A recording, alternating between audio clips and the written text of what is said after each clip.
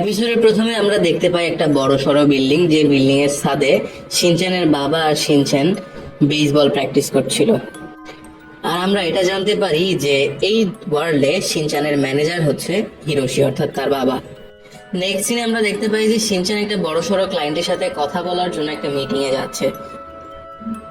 তারপর আমরা দেখতে পাই যে শিনচ্যান আর শিনচ্যানের বাবা ওই স্পেশাল পার্সনের ওখানে পৌঁছে গেছে, যেখানে যে আমরা এটা টের পাই যে শিনচ্যান আসলে ওখানে একটা জবের অ্যাপ্লিকেশনের জন্য গিয়েছে। নেক্সট সিনে দেখানো হয় সেই বসটাকে, অর্থাৎ যে লোকটার সাথে শিনচ্যান দেখা করতে এসেছিল। সেই লোকটা আর কেউ না, আমাদের পরিচিত শিরো। তো হিরোশি শিরোকে এরকম বস অবস্থা দেখে খুব অদ্ভুত ভাবে চিৎকার দিয়ে ওঠে, আর শিনচ্যানকে আস্তে আস্তে কানে কানে বলা শুরু করে, হয়তো আমরা ভুল কোনো জায়গায় চলে এসেছি, তাছাড়া এরকম একটা কুত্তা কেমনি বস হইতে পারে। কিন্তু আমরা দেখতে পাই যে শিনচ্যান আর শিরো খুব ভালোভাবে নিজেদের মধ্যে একটা সম্পর্ক সৃষ্টি করে ফেলেছে। তারপরে তিনি হিরোশি আবার শিরোকে একটু মাসালা মারার চেষ্টা করে যেন সে জবটা পেয়ে যায়। তখন শিরো বলে যে তুমি প্রথমে তোমার পোর্টফোলিওটা দেখাও, তারপরে আমি ডিসাইড করব যে তোমাকে জব দেওয়া যাবে কি যাবে না।